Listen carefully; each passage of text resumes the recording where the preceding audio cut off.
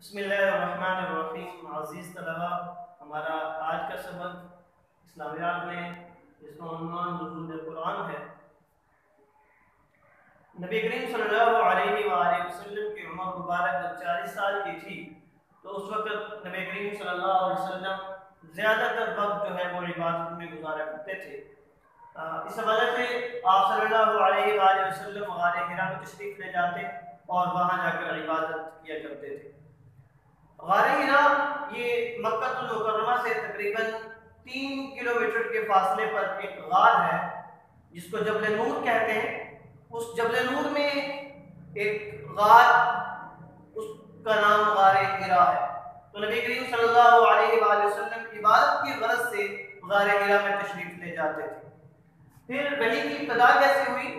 اس میں حضرت عائشہ صدیقہ رضی اللہ تعالی عنہ سے روایت ہے کہ حضرت عائشہ فرماتی ہے کہ نبی کریم صلی اللہ علیہ وسلم کو جو وحی کی ابتدا ہوئی وہ سچے خوابوں سے ہوئی۔ نبی کریم صلی اللہ علیہ وسلم جو خواب رات کو دیکھا کرتے تھے تو وہ صبح ویسے ہی نمودار یعنی سچے ہو کر ظاہر ہوتے تھے۔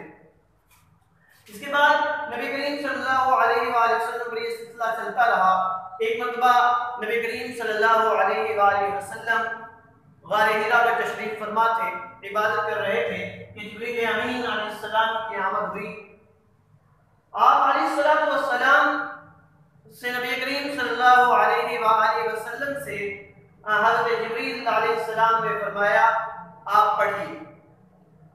نبی کریم صلی اللہ علیہ وسلم نے اس کے جواب میں فرمایا ما انا بقاری، میں پڑھا ہوا نہیں۔ یہ سوال جواب 3 مرتبہ دہرایا گیا۔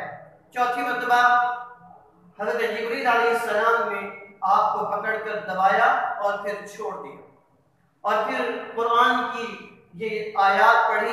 یہ جو پہلی وحی کی جو آیات ہیں، اقرأ بسم ربک الذی خلق خلق الانسان من علق اقرأ وربک الاکرم الذی علم بالقلم علم الانسان ما لم يعلم۔ ترجمہ، اقرأ پڑھ، بسم ربک الذی خلق اپنے پروردگار کے نام سے جو سب کا بنانے والا ہے، جس نے سب کو پیدا کیا۔ خلق الانسان من علق، جس نے انسان کو خون کے لوتھڑے سے پیدا کیا۔ اقرأ وربک الاکرم، پڑھ اپنے رب کے نام سے جو بڑا کریم ہے۔ الذی علم بالقلم، جس نے انسان کو قلم کے ذریعے سے علم سکھایا۔ علم الانسان ما لم يعلم، انسان کو وہ علم سکھایا جو وہ نہیں جانتا تھا۔